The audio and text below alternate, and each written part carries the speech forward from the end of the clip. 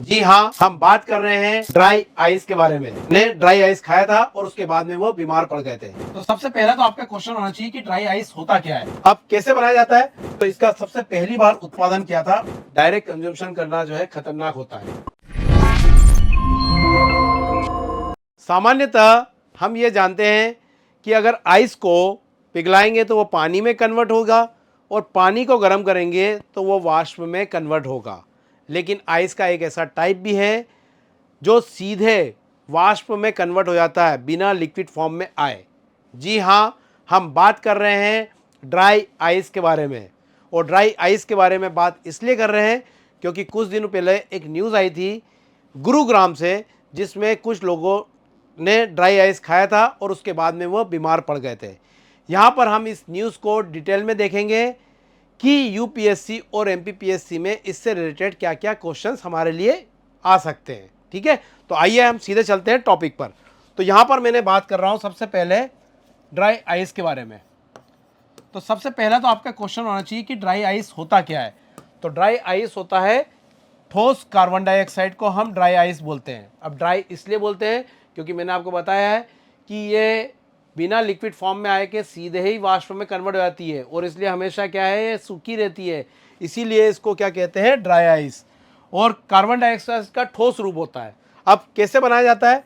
तो carbon dioxide को 109 degree, लगभग 109 डिग्री फ़ारेनहाइट तक ठंडा करते हैं और ठंडा करने के बाद में इसे कंप्रेस किया जाता है और कंप्रेस करने के बाद में ये ड्राई आइस बनती है। अब सवाल ये होता है कि इसे सबसे पहली बार उत्पादन किसने किया था इसका? तो इसका सबसे पहली बार उत्पादन किया था 1835 में एक फ्रेंच इन्वेंटर थे। फ्रेंच इन्वेंटर जिनका नाम था एड्रियन थिलोरियर।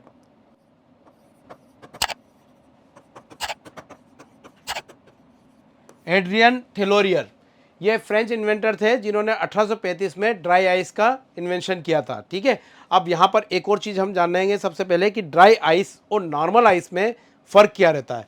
तो ड्राई आइस का अगर हम देखें तो ये -78 डिग्री सेल्सियस से लेकर -80 डिग्री सेल्सियस तक ठंडी रहती है। और नॉर्मल आइस की अगर हम बात करें तो नॉर्मल आइस -2 डिग्री सेल्सियस या -3 डिग्री या ज़्यादा से ज़्यादा -4 डिग्री सेल्सियस, है ना, मैक्सिमम -4 डिग्री सेल्सियस तक ठंडी रहती है। ठीक है, तो इसका मतलब यह है कि ड्राई आइस बहुत ज़्यादा ठंडी रहती है, इसीलिए इसका डायरेक्ट कंजम्पशन करना जो है ख़तरनाक होता है। ठीक है, तो हम सबसे पहले ये तो बेसिक चीज़ें जान ली ड्राई आइस के बारे में। अब स्टेप बाय स्टेप हम आगे चलते हैं और इससे संबंधित क्या क्या टर्मिनोलॉजी हमारे काम की है उसको देखते हैं। ठीक है, तो नेक्स्ट स्लाइड में हम देखते हैं कि यहाँ पर मैंने बताया है ये, जैसे कि अगर हम देख रहे हैं कि ड्राई आइस सीधे किस में कन्वर्ट होती है, वेपर में, है ना, ये लिक्विड फॉर्म में कन्वर्ट नहीं होती है। और इस प्रोसेस को एक टर्मिनोलॉजी बोला जाता है सब्लिमेशन। ये याद रखना, सब्लिमेशन। सब्लिमेशन का मतलब ये है कि ठोस कार्बन डाइऑक्साइड सीधे कन्वर्ट हो जाती है किसमें, वाष्प में। यानी कि बिना लिक्विड फॉर्म में आए सीधे वाष्प में कन्वर्ट होने की प्रक्रिया को हम क्या कहते हैं, सब्लिमेशन। ठीक है, तो एक टर्मिनोलॉजी हमने इसके बारे में ये जानी। फिर इसके बाद में हम देखें यूजेस के बारे में कि इसका यूजेस कहाँ कहाँ होता है। तो अगर हम देखें तो आपको ये स्क्रीन पे दिख रहा है, एक तो रेस्टोरेंट में आपने कुछ इस तरह से आइसक्रीम खाई होगी, है ना, बेसिक जो नॉर्मल जिनसे हम जनरली हम कांटेक्ट में आते हैं उस यूज़ की बात कर रहा हूँ। फिर बाद में कुछ एक्स्ट्रा यूजेस है, मैं उसके बारे में बात करूँगा। पहले तो हम नॉर्मल जिसको हम बार बार देखते हैं, आपने इस तरह से स्मोकी आइसक्रीम खाई होगी, है ना, ये इसमें ड्राई आइस का यूज़ हुआ है। इसके अलावा आप शादियों में फंक्शन में जाते हैं, तो शादी फंक्शन में जाते होंगे तो दूल्हा दुल्हन इस तरह से आते हैं और धुएं से होते हुए निकलते हैं, है ना। तो आपको पता है कि ये यहाँ पर भी ड्राई आइस का यूज़ किया जाता है।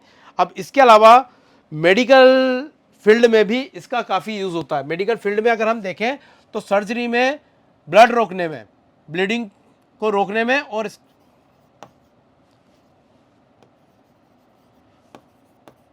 ब्लड को रोकने में इसका यूज़ होता है सर्जरी में। ठीक है। इसके अलावा अगर हम बात करें तो वैक्सीन का, अभी आपने देखा होगा वैक्सीन कोविड के टाइम पीरियड में इसकी काफ़ी चर्चा चली थी कि वैक्सीन को स्टोरेज, कुछ कुछ वैक्सीन ऐसी होती है जिनको स्टोरेज के लिए -50 डिग्री सेल्सियस से कम टेम्परेचर की ज़रूरत होती है, और जो कि नॉर्मल आइस जो है प्रोवाइड नहीं करा पाता, तब उस केस में ड्राई आइस का यूज़ किया जा सकता है। ठीक है। इसके अलावा अगर हम देखें तो नॉर्मल कुछ फूड आइटम्स को कंजर्व करने के लिए भी इसका यूज़ किया जाता है ड्राई आइस का। ठीक है। तो ये तो बेसिक हमने इसके यूज़ के बारे में देखा। ठीक है। अब अगर हम बात करें कि इसका यूज़ खतरनाक क्यों होता है, तो खतरनाक इसलिए होता है क्योंकि एक तो ये होता है dry carbon dioxide. Dry carbon dioxide को आप डायरेक्ट कंज्यूम करेंगे तो आपके शरीर में ऑक्सीजन की कमी हो जाएगी। ठीक है। ऑक्सीजन की कमी होगी। इसके साथ साथ एक और चीज़ कि इनका टेम्परेचर कम होने के कारण कोल्ड बर्न, है ना, कोल्ड बर्न यानी जिससे आपसे फेफड़े, फूड पाइप उसके जलने का खतरा हो जाएगा। ठीक है। तो ब्लीडिंग हो सकती है, जैसा कि आपने न्यूज़ में केस में देखा होगा, उल्टी आना, है ना, नौशिया, वोमिटिंग, इस तरह की भ्रम पैदा होना, टिनाइटस, कान में सीटी बजना चालू हो जाएगी, टिनाइटस बोलते हैं उसे मेडिकल टर्मिनोलॉजी में। ठीक है। तो ये सारी समस्याएं जुड़ी होती है ड्राई आइस से। तो ये आशा करता हूँ कि आपको ये वीडियो अच्छा लगा होगा।